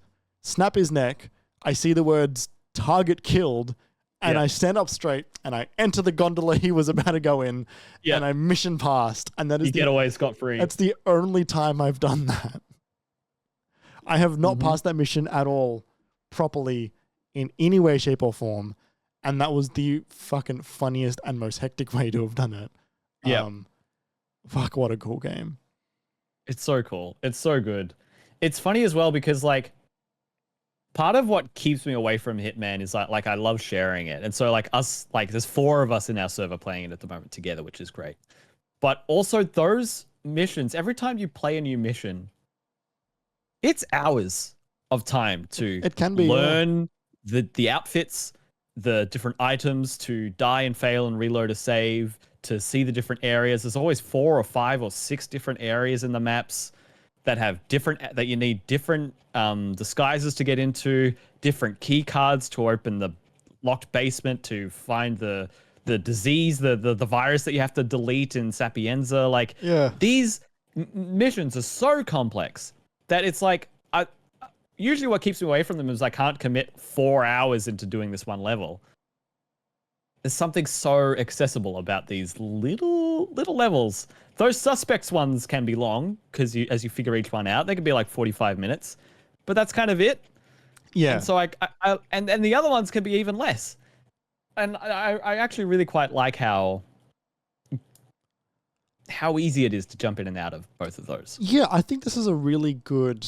I don't think this is very good for people who don't know the game. I think that this is a mode that is best enjoyed upon finishing Hitman 1, 2, and 3. Yes. But when you get there 100 hours later, 40 hours later, still a decent chunk, but it's so much content like now. 3 full games. Yeah. It like what a dessert. Yeah, exactly. And I think it's one of the best ways IOI could have sent off this trilogy of games that has really been their darling over the last 7 years that it's been releasing across different publishers, across like under Square Enix, then independent. Like, it's been a whole tumultuous tale with this franchise for that whole studio. Yeah. And the quality is so apparent and it's so high caliber. Yeah, but like also like the execution of their original vision, really. The reveal trailer that they'll make another Hitman game, it was like the subtitle was called World of Assassination. That was the thing that they were going for. They wanted to give you locations all around the world to do assassination targets in, and they have executed on that so fucking accurately, because now I'm looking at a world map going, where am I gonna go? I went here last time and I fucked up this region, and so now if I have another mission, that's another thing I didn't realize. If you fuck up a level in a region and you got to go back there next mission, they all know you're there, and it'll ruin the campaign if you fuck it up. Like, it will end the campaign if you fuck it up there again. That is such a cool level of persistence. Yeah, no, it's really good. It's amazing, and I think it's a great way to send off the franchise, because this, as you said, it's like an official randomizer. This gives the hardcore another new way to play Hitman that is repeatable. It's dynamic. It's different. It's creative. There's so many different types of targets and modifiers you can use for each one. It's really, really impressive. Hats off to IOI for this one. They've done a great job. Yeah, totally, 100%. And then we've got one more game to talk about for the week. I spoke about this last week as well, which was Metroid Prime Remastered. I don't remember where exactly I was up to in terms of where in the game I was when we spoke last week. I beat the game this weekend, with 100% collectibles and all of that, which is part of the work I have to do for it. But Jeremy's well aware of this because I've been sending stuff to him. But I am so far down the rabbit hole right now with Metroid, like I'm looking at like amiibos. I'm looking at posters. Like, do I get like a Samus shirt? Do I want to go to the EB Games we used to work at and buy that one Samus arm cannon that we could never sell? Like, I'm so in right now on this game. Buy the helmet. Buy the helmet. There's a helmet? I didn't even think about a helmet to buy. I'm sure there's a helmet. I'm just going to open a tab. Samus helmet replica. All right, that tab will be waiting for me when we end the show. Yeah, I'm so in. I really, really love the game. The reviews came out for it later in the week, and I've been talking about it with friends in the Discord. And the IGN review, which I provided footage for, Sam Claiborne gave it a 10. And when that review came out and I hadn't finished the game, I said, I agree with this score. I finished the game later that day and I said, not quite a 10 for me. It loses a bit of juice towards the end. And I just got a question from Tootie in chat. Hey, Tootie. No, I hadn't played the original. Just 3 when that came out. That's it. And I played some of the 2D Metroids, but not all of them. So yeah, this was all brand new to me. And I just had so much fun. First of all, like I said last week, it's so great that the controls are so modernized and unhinder this game. Because when you play the classic controls, it feels so limited. It feels so, just not fun a lot of the time. Yeah. On the initial control scheme, it's so great to just have dual stick control for the game. But there's something to be said. You know, Jeremy, you were talking before about Metroid, about how it had no, sorry, you were talking before about Zelda, about how it had they tell the same story, right? You got the hero of time, and they fight Ganon, and the wisdom and courage and power, and all of that. And there's a degree to which Prime does this as well. There's a symmetry that you get between this game and Super Metroid. It's like poetry. It rhymes. Thank you, George. Yeah. Where you start the game on this like orbiting space station, the space station self-destructs and crashes, and you have to escape it. And that's the very start of the game. You land on the planet. The ship's in this central hub area, and you go to the different zones from this area near your ship. You find the crash ship like halfway through the game as like a derelict, broken, submerged station on the planet. That's in Super Metroid. It's in Metroid Prime. There's a lava area. The first area's got all this stuff. Like it has all of that, but it doesn't. It feels repetitive only in the way that Metroidvanias also kind of have that same loop.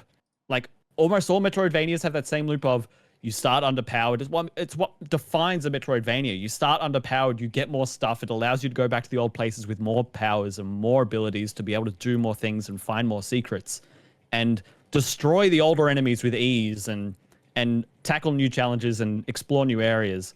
That's what a Metroidvania is. So it doesn't feel rote. It just feels excellent. Yeah. I really love the power fantasy that you can go through with all of this. Now, the reason why I sort of didn't feel it really stuck the landing is because you get to the ending where you beat like the final pirate boss. Also, can I just say I love that the like species that you're like going against are the pirates.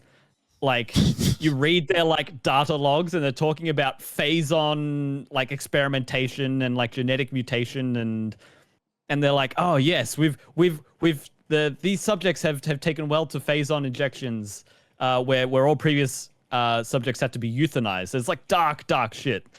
And they're like, we've dubbed these specimens elite pirates. The pirates have called themselves these are the elite pirates. And and at the end you fight the Omega pirate. Sometimes the words just fit. It's sometimes so just funny. what they are.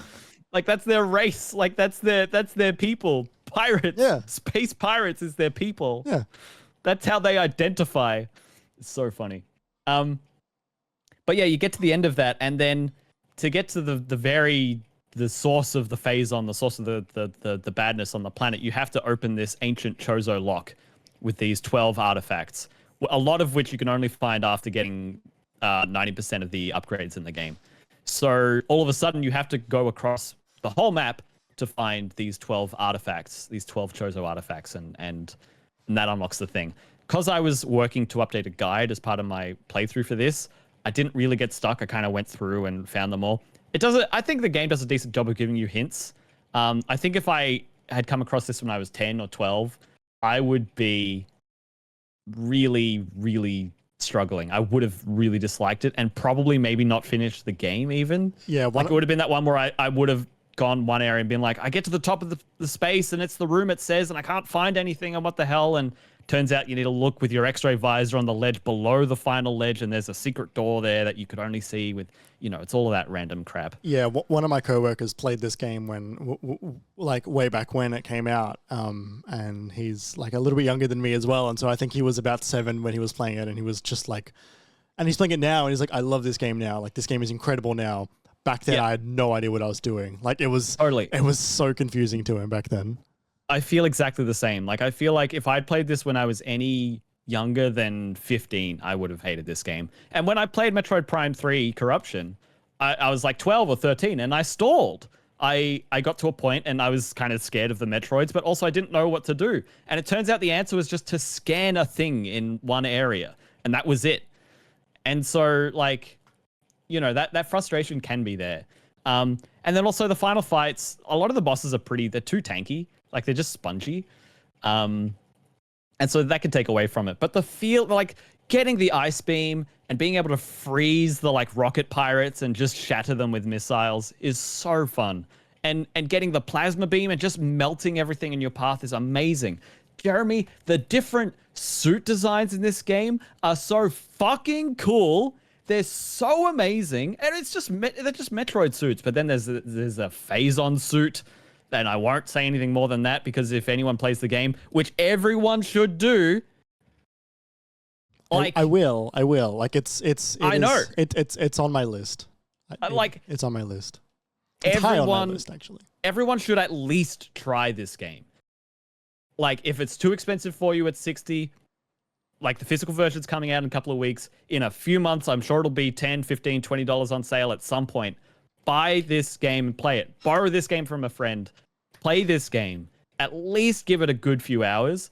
I think it's so good. If you get lost because there's a lot of backtracking that they don't really hint towards you, there's a very aggressive hint system you can turn on that's like, go here. And that can help alleviate the whole, like, I don't know what I'm doing. Like, there's enough to bring people through if you are going to find friction on some points that it can bring you through to the rest of the game. It's so good. I haven't had this feeling before. Well, no, I have had it before, but I haven't had this feeling in a long time where I finish a game and I'm like, I want to play it again. I want to play the next one. I want to play the one after that. I want to play the ones that came before it. I want to buy merch. I want to play this game again. I am so in right now. It's outrageous. It's ridiculous. What was the last game you had that for? Do you remember? I remember. I feel like I remember talking on the podcast about a time where I really bought into a game, but I can't remember off the top of my head what it was. I really liked Arceus, but I never finished it. Surely it's not just like Celeste, is it? Like, there's got to be something prior, like after that, rather. I think so, but I don't remember what it was. One of the ones that sticks in my head, which I don't think is the most recent, and it's not entirely equivalent because it wasn't the same, like, show me everything that came before, show me everything after, I want merch, I want this, I want that. But I did get very into it and I found it very enjoyable was when I played the first Metal Gear Solid, where it was like going back and playing a classic, right? Yeah. That's what this is, where it was like, oh, wow, even although this is old, and I mean, this has been modernized, even although this is old, it was still such a thoroughly enjoyable game. It showed me why it was a classic back then, because it still felt amazing to play in the current day. That's what I got out of that experience in 2015 with the first Metal Gear. This one it's even better than that, though. This is definitely definitely the best looking game on Switch. It looks amazing. It's so hard to go wrong. If anyone's played Super Metroid and hasn't played Prime, play Prime. Especially if you enjoyed it at least at all. If you've played Hollow Knight and enjoyed Hollow Knight, play Prime. If you enjoy like Nintendo quality games and you never got to it at low prices, at least give it a go. At least play it. It's so high quality. It's so fun. It's so good. What did I say? What did I say yesterday? I'm a Metroid evangelist. I'm an evangel-letroid or something. Yeah. It's yeah, I can't wait, and I know I have to, and I'm very sad about it, to play 2 and 3 when they hopefully come to Switch, and I'm so stoked to play 4. I'm gonna go back and play Zero Mission. I did play a bit of Metroid 1 on NES on my 3DS last night. Not great. Not a fun time. Not a fun time at all. You're excited to pay $70 2 more times for games that are less than 15 years old? Well, first of all, it was 60. And second of all, yes, I am. Yeah.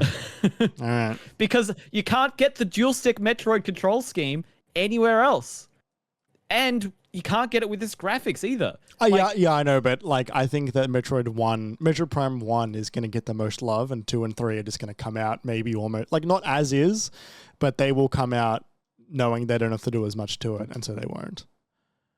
I would be surprised if they I'd be surprised if they don't get the graphical remastering, the same graphical remastering that the first one did. Like that wouldn't make any sense to not do that same graphical work, at least to bring them all on par with each other. I think they'll do I think they'll do what Halo did, which was when they brought out a collection. It was Halo 1, like Halo 1 the remaster, Halo 2 the remaster, and Halo 3 was still as is. because it was new enough at that time. I know it's a shorter period of time back then, but I think I think 3 at least, I think they won't touch. I disagree, because ultimately that game came out on the Wii, like kind of like early Wii, and like these games are early morning Wii. Like these games, they kind of like, the Wii was not a pretty console, you know? I'm such a child. I'm still laughing at early Wii. Well, I mean, it's just a funny name. I remember being a child when they announced the Nintendo Wii. I know, but like laughing at an early Wii is just, it's good. It's a good joke. Yeah, Tootie says in chat, are we laughing at the name of the Wii in 2023? Tootie, I haven't played Dread. I'll be playing that. I'll also be playing that in the future. I'm excited to play all things Metroid. I've got my 3DS. I'll be playing Samus Returns as well.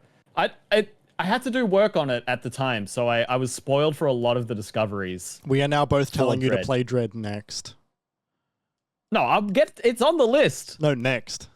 Nah, because I won't go back. I won't want to go back if I play Dread. And then go back to Samus Returns. Nah. I'm not doing Dread next. Yeah, I'll play Fusion. I never finished Fusion. Anyway. End the show. Yeah. I think 2 and 3 they'll bring up to par with 1 remaster. It would be, I would be very upset if they didn't, and I really don't think there's any reason for them not to. Part of the reason why this remaster is so good is because it is so graphically impressive for the Switch. I'll give you a reason. They don't gotta. Nintendo don't have to.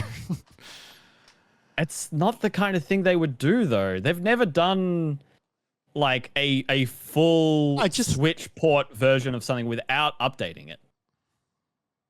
Yeah, they did. They've released virtual console stuff where it's like, here's the old one. Mario Galaxy was that. It was updated to 1080p.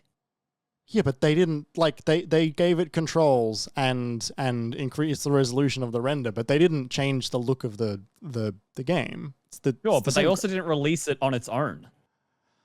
I know, now they don't release it at all. Like I just have no faith in them to do anything the correct or normal way. I'm fully expecting it to be the Metroid Prime Remastered and then Metroid Prime 2 and then Metroid Prime 3.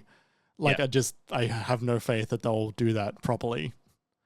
You know, they made Sunshine just as is and 64 as is, and I know they didn't sell them separately, but like they could have and they didn't. And Galaxy 2 just doesn't exist, so maybe we only get 1 and 2 and not Metroid Prime 3 ever on the Switch, because they could just do whatever. Like, I have no faith in any logical decisions with them. Okay, I mean, I get that.